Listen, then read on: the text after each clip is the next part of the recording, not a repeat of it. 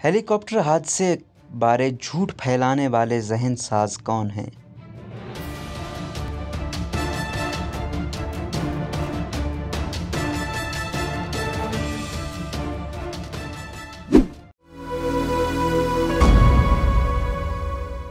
Senior सहाफ़ी और तज्ज़ियाकार नुसरत जावेद ने कहा है कि अगर फिफ्थ जनरेशन मीडिया वार के मौजूदा दौर में रियासती इदारों ने फेक न्यूज़ का मौसर तरीके से मुकाबला करना है तो ज़रूरी है कि मेन स्ट्रीम मीडिया और रिवायती सहाफ़त को रियासती शिकंजे से आज़ाद कर दिया जाए। अगर ऐसा न हुआ तो पाकिस्तानी अवाम की अक्सरियत शक व शुबा में मुब्तला रहेगी और शैतान हमारे दिलों में वसवसे बढ़ाते रहेंगे। नुसरत अपने ताज़ा सियासी तज्ज़िये में कहते हैं कि मशहूर अमेरिकी लिखारी मार्क ट्वेन ने लिखा था कि सच जब सफ़र के लिए अपने जूतों के तस्मे बांध रहा था तो तब झूठ आधी दुनिया का सफ़र मुकम्मल कर चुका था। मार्क के दौर में भी अभी इंटरनेट इजाद नहीं हुआ था, ट्विटर और फेसबुक वाले प्लेटफॉर्म भी मुयस्सर ना थे। लिहाजा दौरे हाजिर में यूं कहा जा सकता है कि सच के बेदार होने से कई घंटे पहले ही झूठ सारी दुनिया में फैल चुका था और सच फकत उसके फैलाव की वजह से हुए नुकसान के अजाले के लिए ही अंगड़ाई लेते हुए बेदार होता है। नुसरत जावेद कहते हैं कि गुज़िश्ता हफ्ते जब बलूचिस्तान के इलाके लसबेला में सैलाब ज़दगान की मदद में मसरूफ पाक फौज का एक हेलीकॉप्टर कोर कमांडर क्वेटा समेत लापता हुआ तो सोशल मीडिया पर छाए पीटीआई के जहन साजों ने नहायत सरत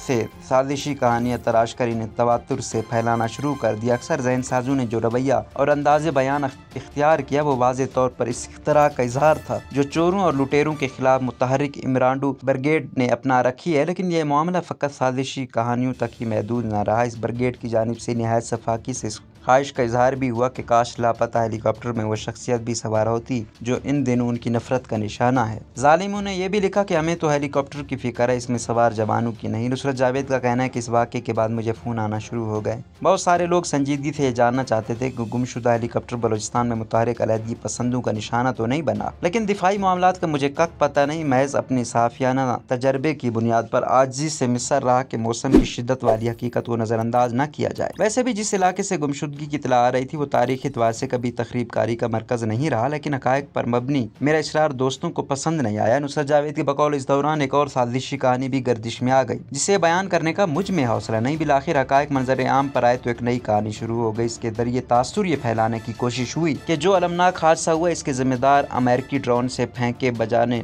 वाले मिसाइल हैं। इस दास्तान की तस्दीक के लिए फेसबुक पर लगाई एक पोस्ट भी वायरल होना शुरू हो गई जो कि एक अमेरिकी एहलकार का फेसबुक पेज मसख करके बनाई गई थी। इसे शेयर करने वालों ने इस अमर पर तवज्जो ही नहीं दी कि बैक वक्त एक खातून और मर्द खुद को पाकिस्तान में तैनात अमेरिकी सफ़ीर का मुशीर करार देते हुए अलमनाक हादसे की बाबत मुआफ़ी के तलबगार हैं। फेक न्यूज़ की असल कुव्वत ही यह है कि इसे घड़ने वालों को यकीन होता है कि वो जो दास्तान फैलाना चाह रहे हैं उनके अहदाफ अफराद के दिलो दिमाग पर छाए खदशात व तासुबात को ठोस शवाहिद फराहम कर रही हैं। नुसरत जावेद कहते हैं कि बलूचिस्तान में हुए हादसे से 2 दिन कबल ये खबर आई थी कि अमेरिकी ड्रोन तैयारे ने अफगानिस्तान के दारुल हुकूमत काबुल में मौजूद एक घर में छुपे अलकायदा के मफरूर सरबरा अयमन अल जवाहिरी मार दिए गए। ड्रोन हमले के लिए जो हिकमत अमली अपनाई जाती है हम लोग इससे आगाह नहीं, इसलिए सोशल मीडिया के ट्रोल्स के बायस ये तासुर फैलाना मुमकिन हो गया कि गालिबन अयमन अल जवाहिरी के कत्ल के लिए ड्रोन तैयारों से मिसाइलों की बुछाड़ पाकिस्तान से अफगानिस्तान की सिमत रवाना की गई थी। साजिशी थ्योरी के मुताबिक इन्हीं में से एक मिसाइल भटक कर बलूचिस्तान की फिजा में आवारा हो गया और पाक फौज के हेलीकॉप्टर को अपनी जद में ले लिया। लेकिन पहली बात यह है कि अयमन अल जवाहिरी को बलूचिस्तान वाक़े से 2 रोज पहले कत्ल किया गया, लेकिन खबर 2 रोज के बाद जारी की गई। दूसरा ये कि हमें किसी ने यह समझाने की कोशिश ही नहीं की कि ड्रोन से फेंके जाने वाले मिसाइल आवारा नहीं हो सकते, वो अपने हदफ तक ही महदूद रहने की सलाहियत रखते हैं। इस अमर का इम्कान अलबत्ता मौजूद रहता है कि हदफ का इंतखाब गलत हुआ हो। नुसरत जावेद का कहना है कि बलूचिस्तान में हुए अलमनाक हादसे की तफसीलात अब मुस्तनद ज़राए से बयान कर दी गई हैं, लेकिन कहानी गिरों की अब भी तसल्ली नहीं हो रही और मुसलसल ये सवाल उठाया जा रहा है कि अयमन अल जवाहिरी को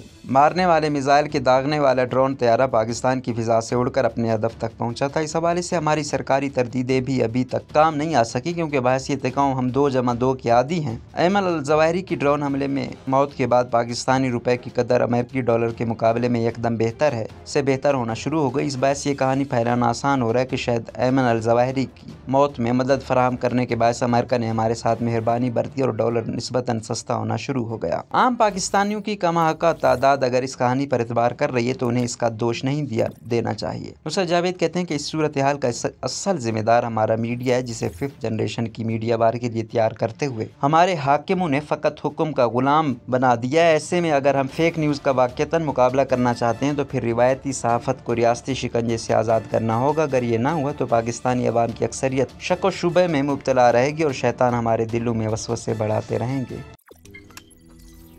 रोज़नामा कुदरत की वीडियो देखने के लिए अभी YouTube चैनल पर सब्सक्राइब करें और बेल आइकन पर भी क्लिक करें।